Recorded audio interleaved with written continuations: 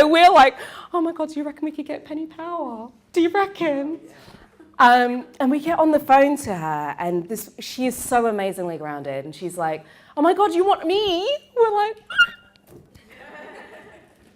she's like, you want me? So how many here have never heard of Penny Power before? Okay. So Penny Power is phenomenal. She started a business called Academy back in 1998. And this was before social media really, anybody really knew what the hell social media was. And so she had taken this concept of social branding, social connection between businesses, and leveraged that long before the internet had really kicked off. So she sold that business, and since then, she's written multiple books. She's got a 2-time published author, phenomenal woman. And she works a lot on social media and connection. And today, what we're going to have the pleasure of hearing from Penny about is the power of being yourself, and the power of knowing who you are, and how business is personal. Ladies, please be outstanding. Please put your hands together for Penny Power!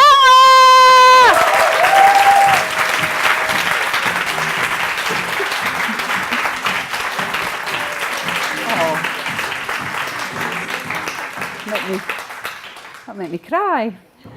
Thank you very much. And I genuinely was really excited that I was being asked, so thank you incredibly well. So I'm not strutting my stuff out there because a week ago today I had a gallbladder operation, I had it removed. And it was a little bit more complicated than anticipated, and I'm a bit sore, and it's the first time I've stepped out into the world, really. So I'm just a little bit more grounded today, but my heart is strong as ever and desperately want to make a difference and see what I can share. So it is wonderful to be at this event. I think what an absolutely fantastic idea. I don't know about you, I struggle sometimes with this female-male thing, and I've struggled a bit about the Me Too, and I feel sorry for men, and I feel empowered by women, and I'm sure, like a lot of us, I sometimes worry. And actually, I would say, in my career, and I'm 54 now, since I joined the IT industry as 19, I have never, ever experienced something that has made me feel discriminated against as a woman, until last year when I went out to try and get investment. That's another speech, if anybody wants to hire me for that one. I actually love being a woman in business, and I love all the feelings of being a woman. So I've always been a little bit concerned about just focusing on it, but I actually think this is such a fantastic idea, because you're absolutely right. I cannot believe how often I go to events and where I am privileged enough to speak at it, where I am the only woman at it, and often at events where there are no women. And I think women are just so incredibly powerful in the way that they can get their message across. I'm not really, I would say I'm not an expert in anything, okay? And I don't say that so you go, oh. I think you create skills through life, and I think at 54 you end up having a level of wisdom, which is the great thing about being older, through the experiences you have. And my talk today is very much about managing yourself emotionally and mentally through being a business person, and perhaps tinged with being a businesswoman, although when I talk about this subject in male environments, I think it is very much the case as well. Yeah, a lot of my talk today is more about who you are and how you look after yourself. And the reason I do it is because I didn't. And I am now coming through, it's funny, I think, people talk about the 4 components of yourself: your emotional, your mental, your spiritual, and your physical self. And I have not looked after myself in all 4 areas of my life whilst I was trying to achieve all sorts of things. And so I'm currently writing my next book, and it's called Business is Personal. And what I really want to do with people starting out in business or in business is help them be themselves and realise that, as this title of this talk is, business is personal, because it's you and it's how you want your life to be. And I think particularly with the social world, we are dragged into believing there is another version of me that I should be. And I think the most fantastic thing you can be on stage, in anything in life, and the most enriching thing you can be is yourself. I actually started talking about that quite some time ago, and I'll pepper that story into it, but it was actually in 2002 I wrote my first blog about that. And it's something that I've never ever veered from, for good or for bad. I can't be anything other than myself. I put a robot up here because one of the things that I notice about people that become speakers, they can tend to perform. And I can't bear it when I watch a speaker press play, and please know that I didn't watch you do that, but it's almost press play on themselves, and they've over practiced, overdone, and you can see they're not even in the room. You may as well have put a video up. And I think the thing about today, what I look at the speakers that are coming forward and going to be sharing with you is they look really real, and I think that their style is going to be very real. And I think women tend to be anyway. But those that don't, I wonder if they're actually hiding behind something, hiding by a mask, not really, almost imposter syndrome, not really believing their own bullshit, if they feel it's bullshit. They're not believing it, because I think the greatest speakers will come from their own adversity, their own life experiences, something that passionately stirs them, and therefore why wouldn't they be themselves and share that on stage and not press play and be a robot? So what drives you, I think, is really fundamental in life. And these are sort of things that I think I had hoped that emotionally I've helped my children understand through life. I look at the sequence of ambition, motivation and drive, and I've been examining this a lot in my mind recently, of what is it that gets us up in the morning and manages us and keeps us going, and why do we do it? And I think we have to have a really, really strong sense of that why. And I know books have been written about it, and we can watch them a video with Simon Sinek and people talk about why, but it's so fundamental, and it's a deep why. It's not your business why. It's your whole being why. So for me, my life has definitely been peppered with joy and pain and adversity and massive discovery about myself. In fact, a lovely lady that I was talking to in the Luz said, "You look like you've worked very hard on yourself." I don't even meant my makeup or my surgery, but I think we do have to. I think we can overthink, and there's lots of things that we can do that can be damaging to ourselves because it's dangerous to overthink things. But for me, I should never have been in business. I really shouldn't. I cannot believe that I've been in business. I'm not a business person, and business has hurt me so much, and I have been surrounded by psychopaths in business. And interestingly, when I posted on my community recently about has anybody ever been in business unknowingly with a psychopath, the women were saying, "Oh God, yeah, I can spot them a mile off now." The men were saying, "Yeah, I target them because I love to have them in my team." And I swear I'm not joking. I was thinking, well, there's a difference there about what the drivers are. That's very cruel to the men in here. I'm sure you're not like that lovely man at the back there. But I have, when I look at my DNA and what I wanted to do with my life, it was not to go into business. I tripped into business at 19 because I wasn't able to get into nursing, to be a physiotherapist. I wanted to work with cerebral palsy children. I got a place to do psychology at university. My parents wouldn't support me through it, and I just needed to get out of this toxic home that I was living in at the time. Sorry, Dad, if you watch this. And I had to start working and earn a living. And I did do well in business, but I did well because I was a servant leader in business, and I would sit down with teams of people that, as I grew my career, and say, what would you like to personally achieve in your life this year? And I'd say a car, or get my own house, and I say, well, how can the business help you achieve that? What does the business have to do to help you achieve that? And I was always a servant leader, so I've always been driven by a much deeper sense of caring, and I don't say that in a sycophantic stage. It's not. I don't necessarily think that's great, because when you're in business and you only care, in the new world it works. In the old world I come from, it doesn't work. And I think we're in this chasm at the moment in the world where we are stuck between the new world and the old world, the new consciousness, the loveliness of the transparency and the honesty and the caring attitudes of the millennials and those more enlightened older people. But the old world still holds on to a lot of the money and a lot of the power, and therefore it hurts. And I know that my pain in business has come from maybe being a torchbearer, from opening starting the first social network for business, that I wanted it to be different to what LinkedIn turned out to be, but they won. And I failed. Not only did I fail myself and my family, and we went into real scarcity and pain as a result of that, I failed my belief system around what I could bring to the world that would be much better for business people. And I can't let go of that. So what is important to me, though, is that my values, my personal inner values, I have never allowed them to get hijacked.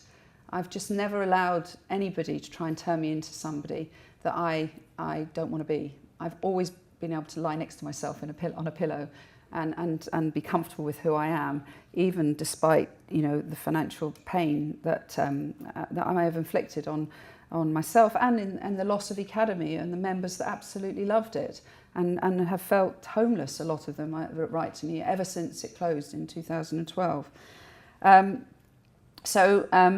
I have reduced conflict over time in my head because I have learned to spot and believe in myself and know the sort of clients, suppliers, investors and people that I would be willing to work with.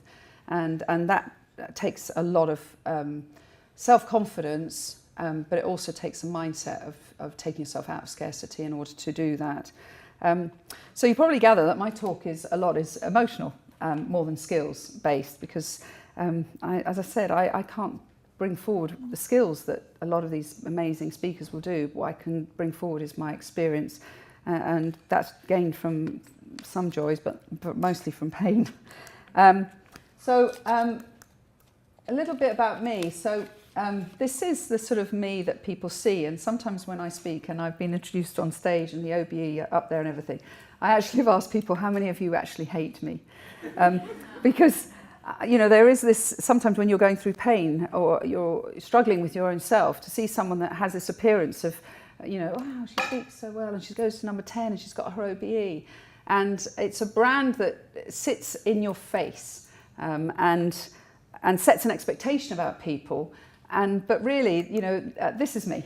This to me is my real me. I am a wife and a mother, and I absolutely love that job in life. And actually, over the 25 years of looking at my intense career of entrepreneurship, I've often wondered, why aren't I where I thought I would be in my personal business career in terms of the scale of a business that I thought I could achieve? Why do I still sit as a self-employed person delivering a message and don't have an infrastructure of an organisation that I dream of one day? I'm going to save that moment and explain that to you in another slide. They will say, have a hook, keep your attention. How does those two images of me line up? It's because I am one person, and the one person in me is my values of love, family and community. And to me, community is an extension of family. If I can bring up my children and provide my husband and my extended family of my siblings and my father and my mother until last year and other people that are close to me, if I can love them unconditionally and support them and make them feel good about themselves and inspire them and advise them, why can't I do that in a business world and not change who I am? And so to me, when I started Academy, it was just another big family to love and nurture. And sometimes people called me the mother of social networking. That was 20 years ago, so now I'm obviously going to slowly become the grandmother of social networking. Still try to keep my pert boobs and anything else that will make me feel fairly decent around that. So it really helps you to deeply know yourself. And I don't think all of us do. And I certainly know, I think I did, but I wasn't hearing it enough. And so how do you deeply know yourself? Well, the title of the talk is Business is Personal, because I don't think you can really enjoy business until you realise how personal it is to you. And know who the real you is and what your values are. And when I look at me as a person, and I talked about some of my values, and in fact I did another post inside the Business Cafe group about values recently, and I think that I know my values, but I would actually still like to go through an exercise. Is there anybody in the room that does unpicking values for people? Yeah, I think the more, the younger and the closer and the more we can understand our own personal values, the happier we would be in our lives. So deeply knowing what your values are, because your success and your happiness, your ambitions, your outcomes are going to be so deeply ingrained to your values. The four ladies, I think there were four of you that stood up and said, you know how to do that. Well, could you just stand up? And it's because I think that's quite important to know. So let's all look at these ladies, because, oh, there you go. So I think if you can at least tag one of them in your mind and try or tag a different person, meet them. If you don't really know that, thank you very much, ladies. Because it's, how many of the people in the room actually do feel like they really deeply know their values? Well, I better get off this bloody stage now. Good on you, I wonder. Let me ask you when you're 54.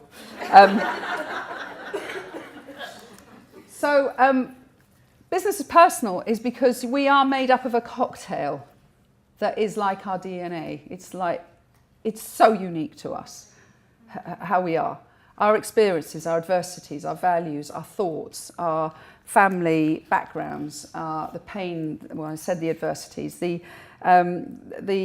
experiences we've had, the skills we've had.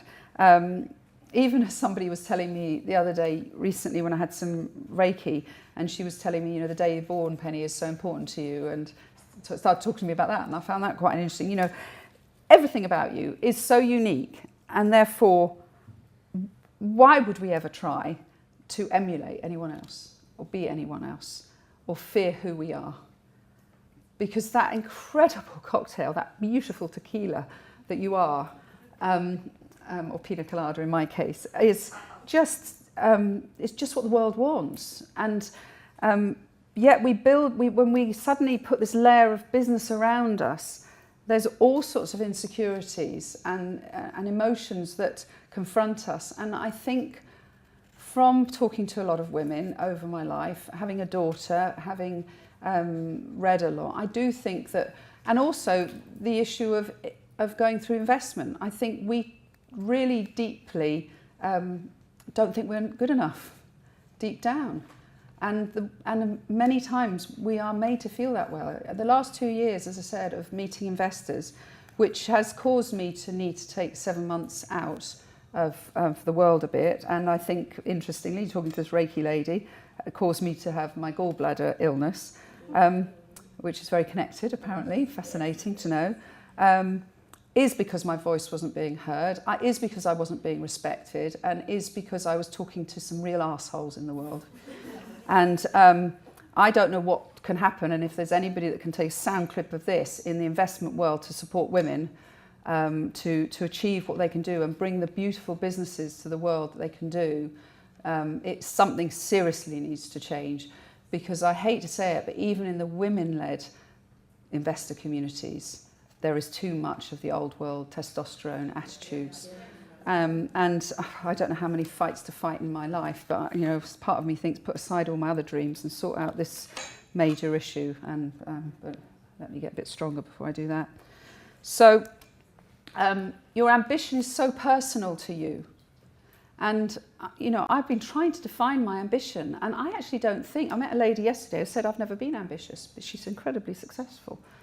I don't think, Luke Johnson says ambition is a curse in his book Startup, and I would say I agree, and not all of us have it, and not all of us have to have it. And to me, I think I was about ambitious from the day I punched my way out of my poor mummy. You know, I have this ambition inside me, and I think my ambition is a deep sense of contribution and determination to make a difference in my life, and that would be one of my values. I don't think, and I've thought deeply about this, I really don't think it's ego-driven. I don't desire richness. I don't desire wealth or ego. It's not what I want, but I do want to feel that whether I made a difference to one life or a million lives, I want to feel that whatever I am has made that difference, and my ambition comes from there. But I don't think everybody has to have an ambition, and as Luke says, you know, it can be a curse. But you at least need to understand it and make friends with it if you are ambitious, and understand that sometimes your ambition can make you very deeply unhappy. And I think it did. I said last night to somebody, a girlfriend of mine who came for dinner, that while I've been able to say that happiness is the most important value to me, and I've put a lot of my life thinking I am happy, at least I'm happy, at least I have a happy constitution. I would say over the last 4 years I have been deeply, deeply unhappy. And it's been because my ambitions didn't match the world that I was working within. And I was in a lot of pain. Now, over these 4 years, I've also overcome some serious emotional traumas in my family, with deaths, young deaths of family, and other very, very serious trauma that my daughter went through that obviously make you unhappy. But somebody said to me once that happiness is made up of 3 things.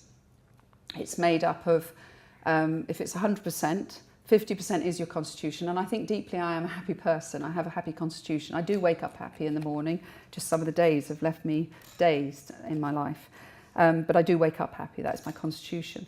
10% is made up of the achievement of the things you want. And, you know, I really wanted this outfit from Jigsaw, and I thought about it for a long time. And now I want another one. And the thing about the things you want and that make us such incredible humans in the animal kingdom is that we are insatiable, we want to innovate, we're never satisfied, and we move on. So we have to assume that 10% is a forever movement of everything, and I'm happy to live with that 10%. But the 40% that to me is very critical that you can control is how much control you feel you have over your life. And when I was told this, I had gone into business after Academy with some people to bring a business called Digital Youth Academy to the world, and we did an amazing job. We brought to market the country's first social apprenticeship in digital marketing. I wanted to help young people. I wanted to connect them to businesses that weren't digitally thriving, and we did an amazing thing. But I was working with people where their values weren't aligned with me, and they had complete control over me because they were the investors. And actually the person who told me this scenario of these 3 things was my operations director, who I love dearly, who's now running apprenticeships at Starbucks globally. He's the one that told me this, and he said, "Pen, get the fuck out of this place and sell this business and get away from this, because you are just not going to be happy." And I did what the Power of Now says, you know, I positively surrendered. But it was my second business that I hadn't been able to fulfill to the point that I believed I could. And it was sold, and it was sold successfully to a company that had taken that dream on to a certain extent. But I think a lot of my passion behind it would have made a difference. So you need to really think deeply about your happiness. You deserve to be happy, and I think it is something that we should all have in our lives. And if you feel unhappy, and I think there are stages, and I think that there are moments in our life we are downright allowed to be unhappy. And we should acknowledge that, absorb it, take it in. And again, some of my learning has been somebody who was practicing NLP, and I don't mean to diss NLP, but once said to me, "Do you like feeling that way?" And I said, "No." And they said, "Well, don't." I thought, well, that's bloody easy. So I just masked all the pain through that sentence. It meant I was able to have the oxygen mask to help a lot of people that I love dearly through some of their problems, and including my husband when we went through such pain over Academy going away. Your message to the world is so personal. And if it isn't, make it. It's got to be. It can't be authentic. It can't be real. You can't stand up and talk without fear, without it being your message. Your message has to be, and it's probably covered this afternoon, how to know that. But you cannot stay in a place of fear around,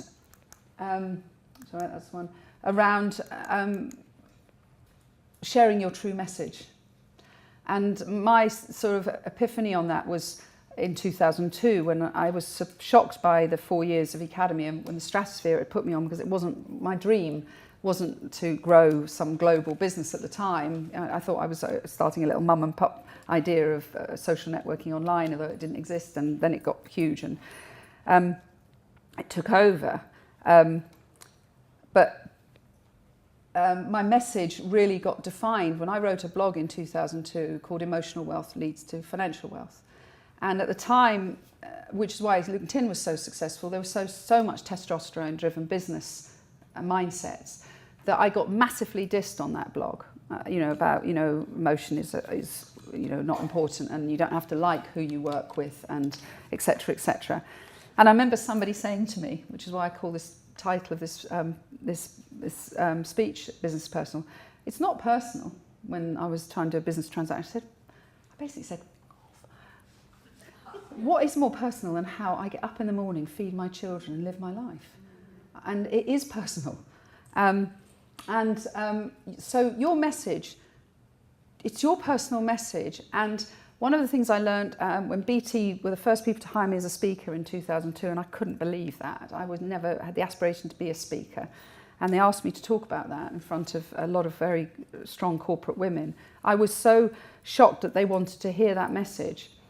And I was frightened. And the day before I went to do that speech, my husband said these words to me. He said, "Remember, Pen, there are no statues to the critics."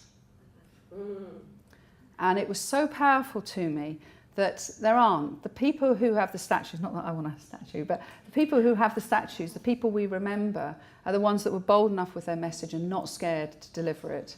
And we need to make it personal, and we need to be brave enough to do it and courageous enough to do it. Success is personal. So I have, funnily enough, the Reiki lady 2 days ago, so it's very fresh speech this, said to me, the gallbladder is the place where you store your anger, and also where your fear of failure exists. Does that sound to the clever people nodding? Right. And I said, holy crap, that's quite impressive. And it's been sucked out through my tummy button. Fuck off. And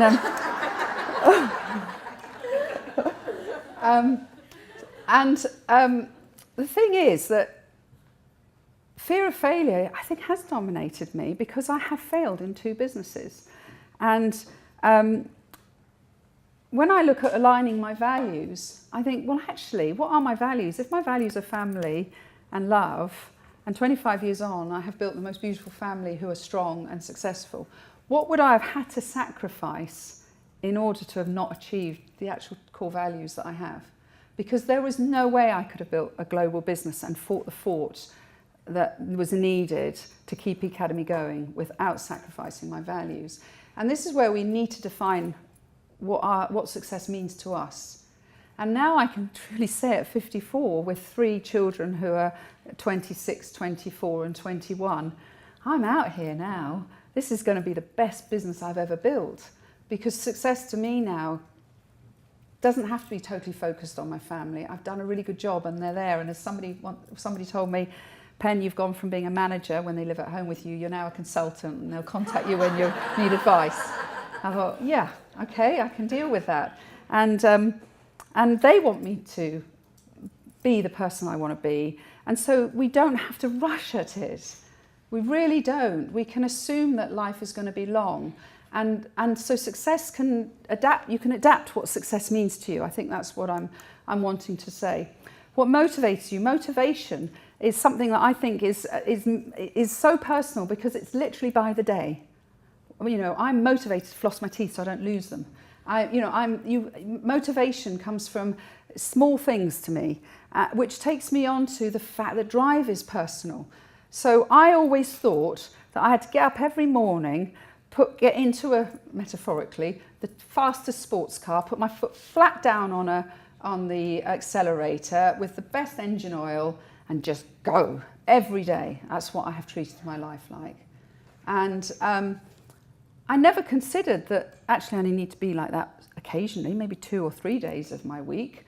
I never considered pace. I never considered that I could actually vary who I am by the day in terms of the drive that I ignite when I'm lying in my bed and think about what drive I need. And the other thing that I've considered is that if I'd seen my mountain of my life when I was born, it would have been this steep, horrible, slate-driven climb of a mountain And now I'm realising, actually, if I went round that mountain, there's this lovely little grassy slope with some pretty scenery that I can actually go on. And it's beautiful, that one. And it might take me a little bit longer, but it's actually the one I want to be on now. So know how you drive yourself and understand your ambition, but also understand what you're willing to sacrifice to achieve the things you want to achieve in your life. Because there will be a sacrifice if you're not actually aligning deeply to your values. And know what those are. In order to achieve what your beliefs are around your success, know what you are going to sacrifice in order to get that. And as I start to go towards the close, I think I'm about up to my 35, am I all right? Is that there is this phenomenon, which a psychiatrist that I've been seeing this year taught me, which is called compare and despair. Anybody else heard of this?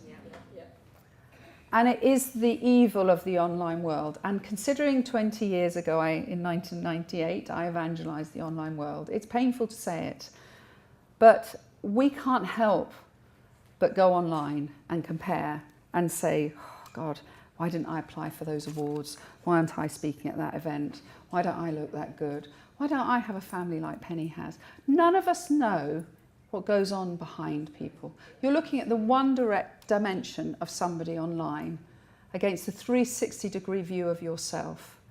And it's just not right. And it's something you've really got to be careful of and monitor. And on the way here at Waterloo at Foyles, in the window, it's got all the reasons you should now come off social media. I would not advocate that.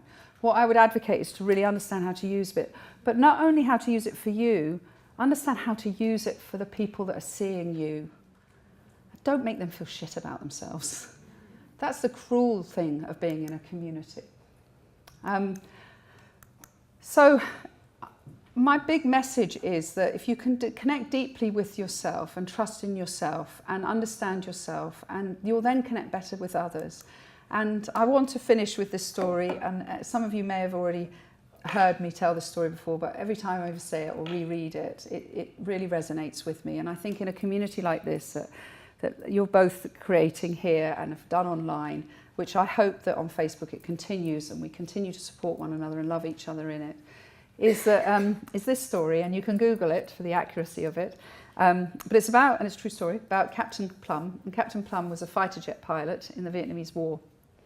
And as he was flying over, he got shot down over enemy territory and survived because he had a parachute and went into a prison camp. And roll on his life, age 70, he's sitting in an extremely posh, very expensive restaurant, celebrating his 70th birthday with his wife, very glamorous, beautiful children, beautiful grandchildren, having come out of the army, or whatever it was that Royal Navy, the Navy or whatever, decorated for bravery, gone on to have an amazing business career and great wealth. And he was feeling quite smug about this, sitting at the top of his table, looking down on his family. And this man was serving wine, and he was a similar age. And this gentleman eventually said to him, "Excuse me, sir, can I ask you, are you Captain Plum?" And he said, "I am." And he said, "May I shake your hand, sir? I've always wanted to meet you because I packed your parachute." You can use that yourself anytime you want to do a speech.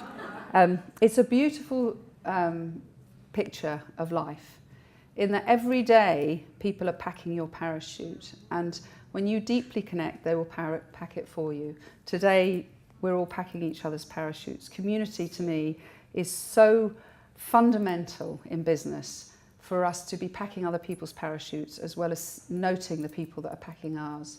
And so that just leaves me to thank you very much for allowing me to open and be the opening speaker. I'm really excited to be here today. Thank you. I'm going to have you stand here for a second. Stand up, keep clapping.